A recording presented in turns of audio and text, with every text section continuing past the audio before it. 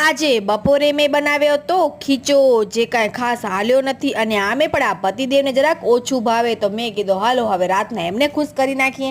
આ હું બનાવું છું આખા રીંગણા અને આખા બટેકાનું શાક, જેને અમે તો કહીએ છીએ સાંભારિયા. તમે બધા શું કહો છો? લસણવાળી ચટણી બનાવી, આ કાપા પાડ્યા, પછી બધું અંદર સ્ટફિંગ કર્યું અને પછી ડુંગળીની ચોપિંગ કરી. આમ તો હું આનામાં ટમેટા બમેટા બધું જ નાખું છું, પણ પતિદેવનો મને કોલ આવ્યો કે મને કાંઈ ખાસ ભૂખ નથી, તો મારો થોડોક મૂડ ઓફ થઈ ગયો. મેં સાદો ને સિમ્પલ શાક વઘારી નાખ્યો છે. બટેકા નાખ્યા, રીંગણા નાખ્યા અને ટમેટા ને એવું બધું મેં નાખ્યું નથી, કેમ કે મને હવે ખબર નથી કે પતિદેવ ખાશે કે નહીં ખાય ઘરે, પણ તોય મેં એમના માટે શાક બનાવી નાખ્યું છે. થોડા ઘણા મસાલા નાખ્યા. હું મસાલા બહુ ઓછા નાખીશ, કેમ કે હું તીખું ખાતી નથી. બસ 1 થી 2 સીટી કરાવી, જોવાનો રોટલો બનાવ્યો છે અને ખીચડી પણ બનાવી છે. અને આ બની ગયો છે આપણો શાક. થોડોક રસો રાખ્યો છે અને આ ખીચડી, આ શાક અને આ જોવાનો રોટલો. આવો બધાએ જમવા. તો આજની થાળી છે કે આપણી આ ટાઈપની. તો